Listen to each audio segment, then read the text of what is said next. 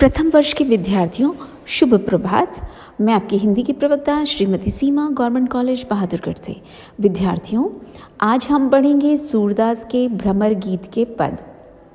विद्यार्थियों, आइए पहले जानते हैं भ्रमर गीत का अर्थ क्या है। भ्रमर गीत का उपजीव्य काव्य श्रीमद् भागवत है। इसके दशम स्कंद के 46वें और 47वें अध्याय में उद्धव का आगमन, नंद यशोदा के साथ उनके वार्तालाप तथा उद्धव गोपी संवाद का वर्णन है। उद्धव गोपी संवाद काल में एक काला भ्रमर कहीं से उड़ता हुआ आ जाता है। गोपी उस भ्रमर के बहाने से उद्धव को और उद्धव के बहाने से श्री कृष्ण को अनेक कही अनकही बातें कह जाती है। यही प्रसंग भ्रमर गीत नाम से प्रसिद्ध हो गया। कवियों के लिए श्रीमद् भागवत का ये प्रसंग इतना प्रिय हो गया कि सूरदास के बाद भ्रमर गीत लिखने की परंपरा ही चल निकली। श्री कृष्ण के विषय में तनिक भी लिखने वाले कवियों ने इस प्रसंग को अवश्य छुआ है। वस्तुतः गोपियों भ्रमर के द्वारा उद्धव को और उद्धव के द्वारा श्री कृष्ण को मीठे व्यंग्य करती हैं, क्योंकि श्री कृष्ण गोपियों से प्रेम करके अब मथुरा चल जाकर के बैठ गए हैं। यही नहीं, उन्होंने उद्धव के द्वारा अब उनके लिए निर्गुण भक्ति का संदेश भी भेजा है, जो उनको तनिक नहीं सुहाता। यद्यपि सूरदास ने श्रीमद् भागवत को ही भ्रमर गीत का आधार बनाया है, लेकिन कवि की मौलिकता सर्वत्र दिखाई देती है। सबसे पहली मौलिकता तो ये है कि भागवत में निर्गुण की सगुण पर विजय का प्रतिपादन है, लेकिन भ्रमर गीत में सगुण की निर्गुण पर विजय दिखाई गई है। इसी प्रकार से सूरदास ने भागवत को शुष्क प्रसंग कथानक का रूप देकर मार्मिक बना दिया है। भागवत का उद्धव जहाँ विजयी होकर लौटता है, वहाँ भ्रमर गीत का उद्धव पराजित होकर। इसी के परिणाम स्वरूप कवि ने इसमें वियोग श्रृंगार की सुंदर स्थिति उत्पन्न कर दी है। विद्यार्थियों, आइए अब पढ़ते हैं सूरदास के भ्रमर गीत के पद। कहो कहाँ ते आए हों, जानती हूँ अनुमान मनो, तुम यादवनाथ पठाए हो। वैसोई वरन वसन पुनि वैसोई, तन भूषण सजी लयाए हो। सर्वसु ले तब संग सिधारे, अब कापर पहराए हो। सुनहो मधुप एक के मन सबको, सो तो वहाँ ले छाए हो। मधुबन की माननी मनोहर, तहीं जाहू जहूँ भाए हो। अभी है कौन सयानप, ब्रज पर का करन उठी ध्याए हो। सूर जहाँ लो श्याम गाते हैं, जानी भले करी पाए हो। आइए विद्यार्थियों, पहले शब्दार्थ पर ध्यान दें। यादवनाथ अर्थात यादवों के स्वामी अर्थात श्री कृष्ण, वरन अर्थात रंग, वसन अर्थात वस्त्र, सर्वसु अर्थात सर्वस्व, कापर पहिराए अर्थात अब किस चीज़ पर तुम्हारी निगाह लगी है, मधुप अर्थात भ्रमर यानी कि उद्धव, श्यानप अर्थात चतुराई व बुद्धिमता, श्यामगात अर्थात श्याम शरीर वाले। विद्यार्थियों, ये उपखंड भ्रमर गीत से लिया गया है, जो कि सूर सागर का सर्वाधिक प्रसंग माना जाता है। यहाँ ब्रज की गोपियाँ उद्धव पर व्यंग करती हुई दिखाई देती हैं। यहाँ पर कवि कहता है कि एक सखी उद्धव से पूछती है कि हमें बताओ आप कहाँ से पधारे हैं, मुझे ठीक ठीक से पता नहीं है, पर मेरा अनुमान है कि आपको शायद श्री कृष्ण ने यहाँ ब्रज में भेजा है। आपका वैसा ही रंग है, वैसे ही वस्त्र तथा आभूषण धारण किए हुए हैं। भाव ये है कि आपके शरीर का रंग, वस्त्र आदि श्री कृष्ण से मिलते जुलते हैं। हमारे जीवन के सर्वस्व और अपने सखा श्री कृष्ण को तुम पहले ही यहाँ से लेकर चले गए हो। अब तुम्हारी निगाह किस वस्तु पर लगी हुई है और तुम हमसे क्या लेने आए हो। जब गोपी उद्धव से वार्तालाप कर रही थी, इसी बीच में एक काला भ्रमर उड़ता हुआ वहां आ गया। उसने भ्रमर को संबोधित करते हुए उससे कहा, हम सबका एक ही मन है। हे भ्रमर, मेरी बात सुनो, तुम उसे लेकर मथुरा में चले गए हो, अतः तुम मथुरा की सुंदर कामनियों के पास ही जाकर रहो, क्योंकि वहीं पर तुम्हारा मन लगता है। तो विद्यार्थियों, यहाँ पर हे भ्रमर उद्धव जी के लिए, और कहा उन्होंने कि मेरी बात सुनो, तुम उसे लेकर के मथुरा चले गए हो, अर्थात श्री कृष्ण को तुम पहले ही मथुरा ले जा चुके हो, अब मथुरा की सुंदर कामनियों के पास ही तुम जाकर रहो। तुम्हारा मन क्योंकि वहीं लगता है, श्री कृष्ण का मन भी वहीं लगता है। यहाँ आने में तुम्हारी कौन सी चतुराई है, और अब तुमने किस कारण ब्रिज पर आकर धावा बोल दिया है, अर्थात अब तुम्हारा यहाँ कोई काम नहीं है। सूरदास जी कहते हैं कि गोपियों ने उद्धव से कहा कि जहाँ तक काले शरीर वालों का प्रश्न है, हम उन्हें भली भांति जानती हैं। भाव ये है कि हम गोपियाँ तो अपना तन मन अर्पण करने के लिए हमेशा तैयार रहती थी, परंतु तुम्हें मथुरा की कामनियाँ ही अच्छी लगती हैं, अतः तुम जाकर के उन्हीं की खुशामद करो, यहाँ पर तुम्हारा कोई काम नहीं है। विद्यार्थियों, इन पंक्तियों में विशेष यहाँ गोपियों ने काले रंग वाले लोगों के प्रति अपना आक्रोश व्यक्त किया है, क्योंकि कृष्ण भी काले थे, अक्रूर भी काले थे और उद्धव भी काले थे। उद्धव पर व्यंग करने के लिए गोपियों ने भ्रमर का आलंबन किया है। असूया नामक संचारी भाव की सुंदर व्यंजना हुई है। संपूर्ण पद में उपालम की योजना भी हुई है। संपूर्ण पद में अनुप्रास अलंकार की छटा दर्शनीय है तथा उत्प्रेक्षा अलंकार भी है। साहित्यिक ब्रजभाषा का यहाँ सफल प्रयोग किया गया है और प्रस्तुत पद राग सोरठ में रचित है। इसमें गेयता तथा संगीतात्मकता का सुंदर निर्वाह किया गया है। आइए ध्यान दें भ्रमर गीत के अगले पद पर। गोकुल सभय गोपाल उपासी, जोग अंग साधत जे ऊधो, ते सब बसत ईसपुर कासी। यद्यपि हरि हम तजी अनाथ करी, तद्यपि रहती चरणनी रस राशि। अपनी शीतलता ही न छाड़त, यद्यपि हैं ससी राहु ग्रासी। कहा अपराध जोग लिखी पठवत, प्रेम भजन तजी करत उदासी।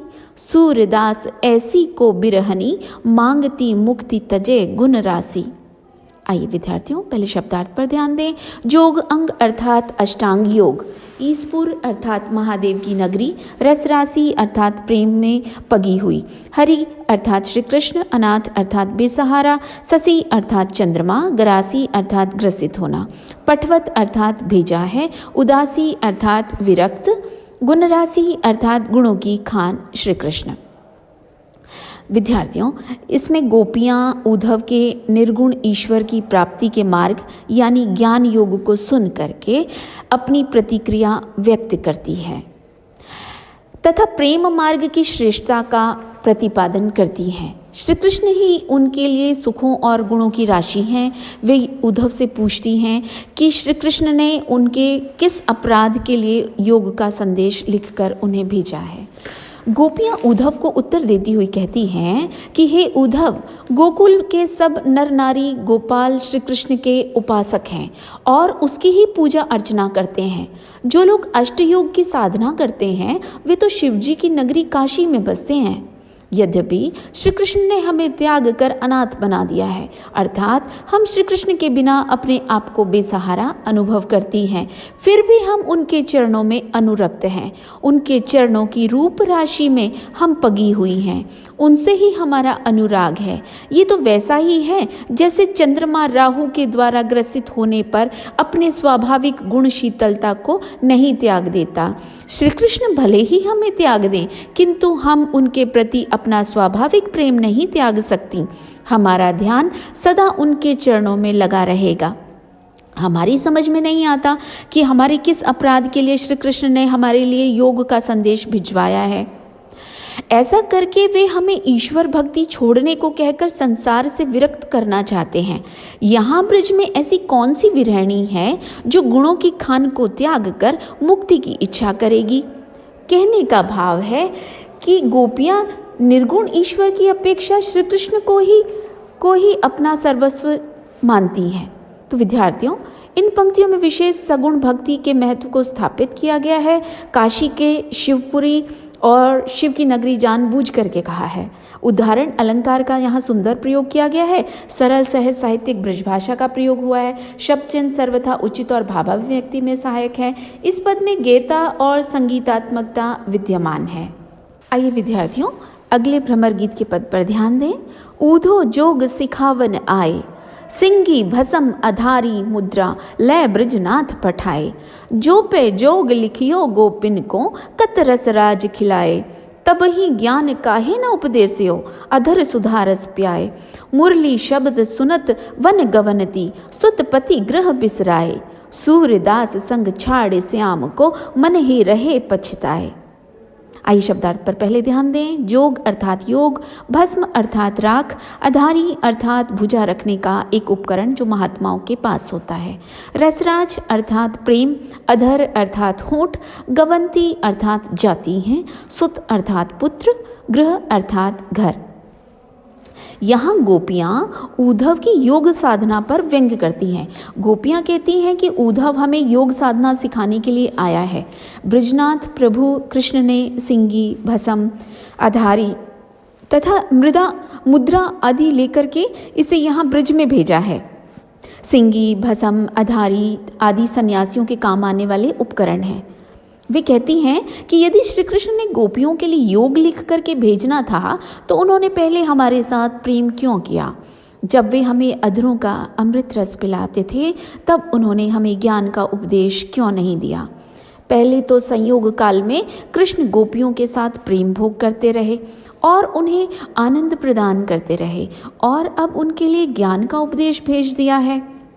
गोपियाँ पुनः कहती हैं कि संयोग काल में हम मुरली के स्वर को सुनते ही पुत्र, पति और घर को भुला करके वन की ओर दौड़ पड़ती थीं, परंतु अब कृष्ण से हमारी संगति छूट गई है, जिसके कारण हम अपने मन में पश्चाताप कर रही हैं। भाव ये है कि कृष्ण के वियोग में हमारा मन पश्चाताप कर रहा है। तो विद्यार्थियों, यहाँ गोपियों ने उद्धव के माध्यम से श्री कृष्ण का उपालंब दिया है। श्री कृष्ण द्वारा भेजे गए योग साधना के संदेश में गोपियों की कोई रुचि नहीं है। अनुप्रास अलंकार यहाँ पर सफल प्रयोग हुआ है, साहित्यिक ब्रजभाषा का प्रयोग हुआ है, प्रसाद गुण और श्रृंगार रस का परिपाक हुआ है, संपूर्ण पद में गेयता और संगीतात्मकता के गुण विद्यमान हैं। आइए ध्यान दें भ्रमर गीत के अगले पद पर। अखियाँ हरि दर्शन की भूखी, कैसे रहे रूप रस रांची, ये बतियाँ सुनी रूखी, अवधि गनत इकटक मग जोवत, तब एती नहीं झूठी, अब इत जोग संदेशन ऊधों, अति अकुलानी दुखी, बारक वह मुख फेर दिखायो, दूही पय पीवत पतूखी, सूर सिकत हठी नाव चलाओ, ये सरिता है सूखी। आइए शब्दार्थ पर ध्यान दें।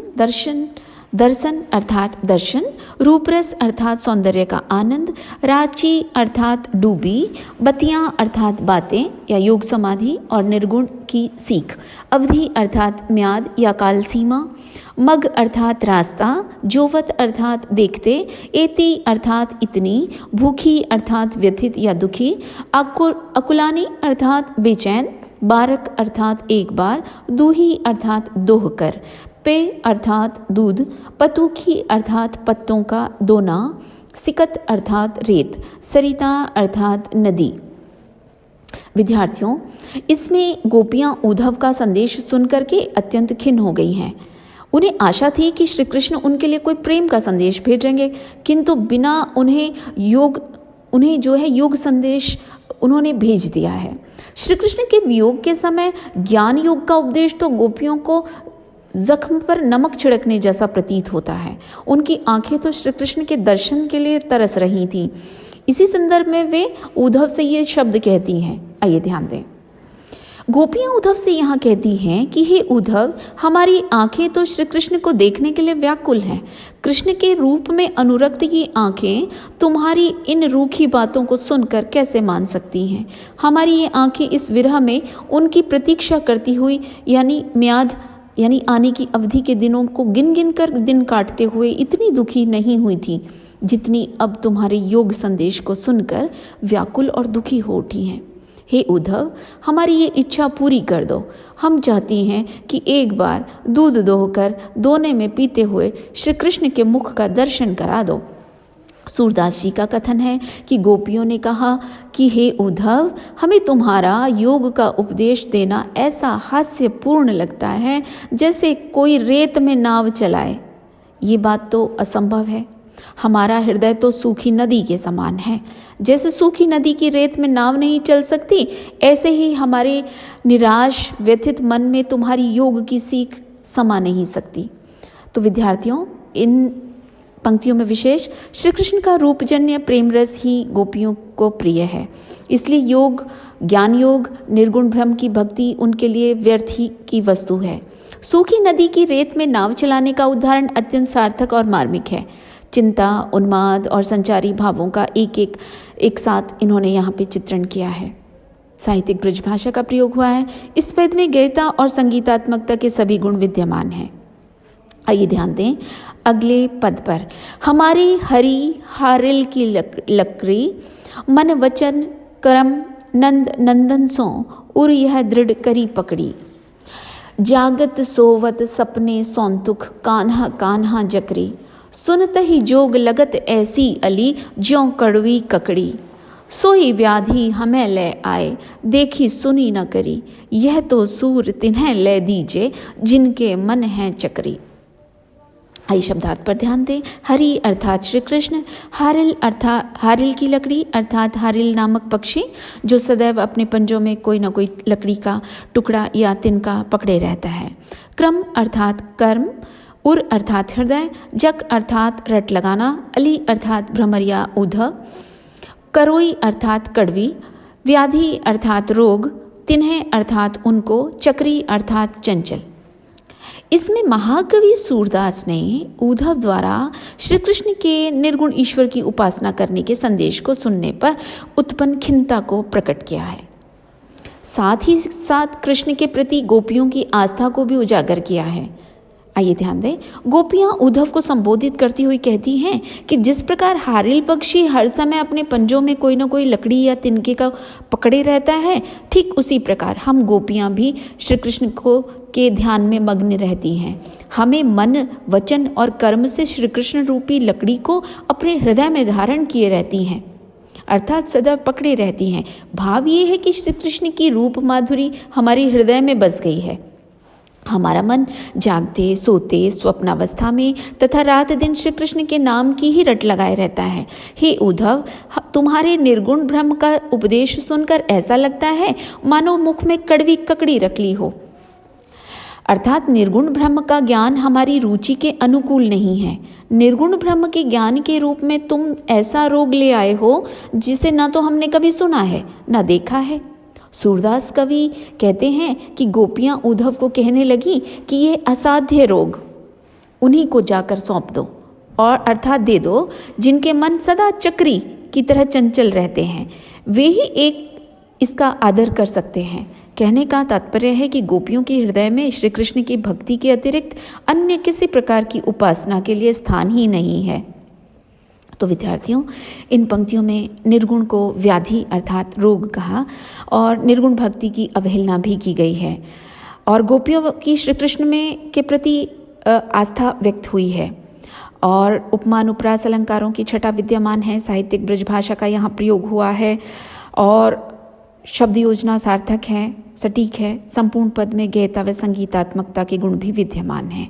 आइए विद्यार्थियों ध्यान दें अगले पद पर। बिनु गोपाल बैरिन भई कुंजें, तब ये लता लगती अति शीतल, अब भई विषम ज्वाल की पुंजें। वृथा बहती जमुना खग बोलत, वृथा कमल फूले अली गुंजें। पवन पानी घनसार संजीवनी, दधि सुत किरण भानु भई भुंजें। ए ऊधो कहियो माधव सो, मदन मारी किन्हीं हम लुंजें। सूरदास प्रभु को मगजोवत, अखियां भई वरन ज्यों गुंजें। आइए शब्दार्थ पर ध्यान दें। बैरिन अर्थात दुश्मन, कुंजें अर्थात वृक्षों का समूह, लता अर्थात बेलें, विषम अर्थात भयंकर, ज्वाल अर्थात अग्नि, पुंजें अर्थात समूह, वृथा व्यर्थ, अली अर्थात भंवरे, पवन अर्थात वायु, पानी पानी, घनसार अर्थात कपूर, दधिसुत अर्थात चंद्रमा, किरण अर्थात किरणें, भानुभाई भुंजे अर्थात सूर्य होकर भुनती हैं, माधव अर्थात श्री कृष्ण, मदन अर्थात कामदेव, लुंजे अर्थात कमजोर, मग अर्थात मार्ग।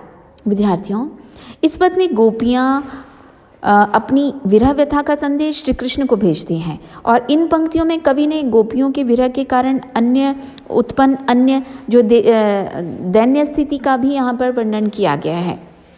गोपियाँ उद्धव के द्वारा अपने विरह का संदेश श्री कृष्ण को तक पहुंचाती हुई कहती हैं कि हे उद्धव, तुम श्री कृष्ण से जाकर कहना कि श्री कृष्ण के बिना सुख देने वाले वृक्षों के समूह अब दुश्मन के समान लगते हैं। जब श्री कृष्ण यहाँ ब्रज में थे तो लताएं तन को शीतल अनुभव होती थी, किंतु अब वे अग्नि के समूह के समान प्रतीत होती हैं। अब तो यमुना का बहना, वृक्षों पर पक्षियों का बोलना व्यर्थ लगता है। इतना ही नहीं, कमल के फूलों का खिलना और भंवरों की मधुर गुंजार भी अब मन को व्यर्थ प्रतीत होती हैं। मंद मंद चलने वाली वायु, जीवन देने वाला पानी सब व्यर्थ प्रतीत होता है। चंद्रमा की शीतल किरणें सूर्य की किरणों के समान झुलसा देने वाली लगती हैं। हे उद्धव, श्री कृष्ण से जाकर कहना कि कामदेव ने हमें अपने तीर मार करके कमजोर बना दिया है। सूरदास जी गोपियों के माध्यम से कहते हैं कि हे प्रभु, आपके दर्शन करने के लिए आपकी राह देखते देखते आंखें रति के समान लाल हो गई हैं। तो विद्यार्थियों, इसमें काव्य सौंदर्य ध्यान देते हैं। सुख के दिनों में जो वस्तुएं सुख कर लगती हैं, दुख के दिनों में वही कष्टकर प्रतीत होती हैं। गोपियों की विरहजन्य दैन्य स्थिति का यहाँ मार्मिक वर्णन हुआ है। अनुप्रास अलंकार का सफल प्रयोग हुआ है। मगजोवत में मुहावरे का सार्थक प्रयोग हुआ है। साहित्यिक ब्रज भाषा का प्रयोग हुआ है। संपूर्ण पद में गीता है, संगीतात्मकता के गुण विद्यमान हैं और ये पद राग सारंग से लिया गया है। आइए ध्यान दें भ्रमर गीत के अगले पद पर। उधो न हम बिरही न तुम दास, कहत सुनत घट प्राण रहते हैं, हरि तजी भजहूँ आकाश। बिरही मीन मरत जल बिछुरे, छाड़ी जियन की आस। दास भाव नहीं तजत पपीहा, बरु सही रहत पियास। प्रगट प्रीति दशरथ प्रतिपाली, प्रीतम के बनवास। सूर श्याम सौ दृढ़ व्रत कीन्हो, मेटी जगत उपहास। आई शब्दार्थ पर ध्यान दें। आकाश अर्थात आकाश, निर्गुण ब्रह्म। जीवन की अर्थात जीवित रहने की। आस अर्थात आशा। बरु अर्थात भले ही या चाहे। विद्यार्थियों, यहाँ गोपियाँ अपने आप को कृष्ण की सच्ची प्रेमिका न मानकर अपनी दीनता प्रकट करती हैं।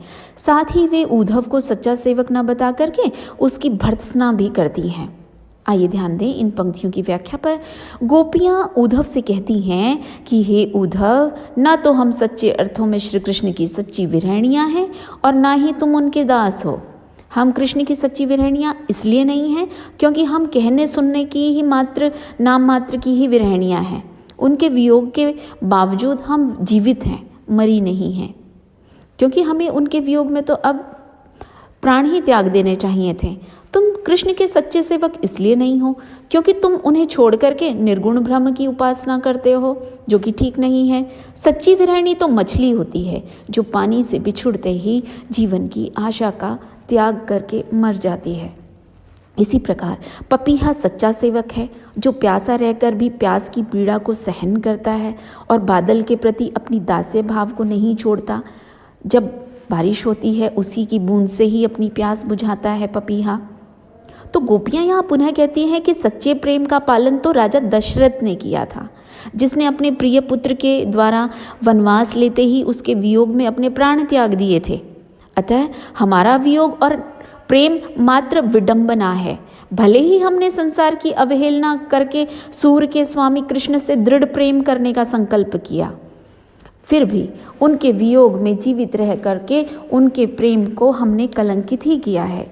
तो विद्यार्थियों, इस सुंदर पद के विशेष भाव को समझते हैं। गोपियों को इस बात का दुख है कि वे कृष्ण के वियोग में अभी तक जीवित हैं, उनके प्रेम में पूर्णता की कमी है, नहीं तो वे दशरथ की भांति प्रियतम के वियोग में अब तक अपने प्राण त्याग देती। दूसरा, उद्धव के सच्चे सेवक के गुण नहीं है उसमें, क्योंकि वह रहता तो कृष्ण के पास है परंतु निर्गुण गुणों का गान करता है। और अनुप्रास उदाहरण है इसमें पद में, और काव्यलिंग आदि अलंकारों का सुंदर प्रयोग किया है। साहित्यिक ब्रज भाषा का यहाँ सुंदर प्रयोग है। और यहाँ पर ये पद जो है बच्चों राग गौड़ से लिया गया है। इस पद में गीता और संगीतात्मकता के गुण भी विद्यमान हैं। विद्यार्थियों, आशा करती हूँ आपको भ्रमर गीत के पद अच्छे से समझ आए होंगे।